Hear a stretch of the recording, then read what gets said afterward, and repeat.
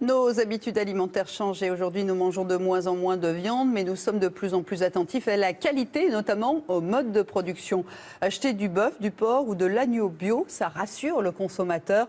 Le créneau est porteur et les éleveurs s'organisent pour répondre à la demande en grande distribution. En voici un exemple très concret à Angers. Jean-Marc Chollet, Denis Bassompierre. Allez, viens donc.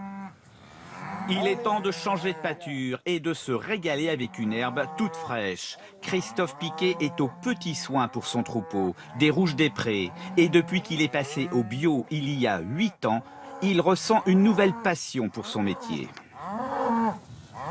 Regardez comme elles sont heureuses. Regardez comme elles sont heureuses. Qu'est-ce qu'on peut faire de plus? Ah ben c'est gentil. Et pour expliquer ses méthodes d'élevage, Christophe Piquet va 2 fois par mois au contact des consommateurs. Ce jour-là, il vante les mérites de cette nouvelle gamme de viande bio mise en place par les éleveurs. Je m'appelle Christophe, je suis agriculteur. Je suis producteur de viande bio dans la Mayenne. Les éleveurs de viande bio veulent renforcer leur présence dans la grande distribution, avec des morceaux sélectionnés et surtout maturés pour garantir le goût et la tendreté.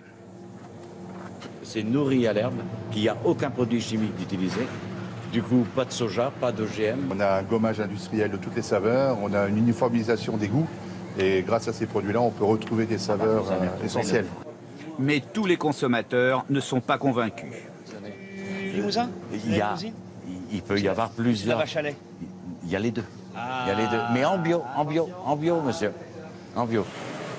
C'est ici que la viande est découpée, piécée ou hachée. Cette coopérative apporte son savoir-faire, notamment dans la mise sous vide.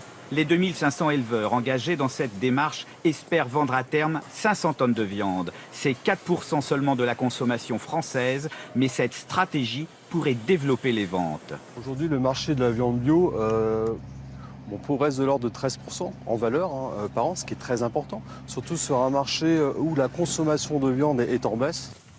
Avec cette démarche, les éleveurs bio veulent redorer l'image de l'élevage, au moment où celui-ci est trop souvent l'objet de critiques. Et pour cela, eux aussi doivent faire de la viande haut de gamme.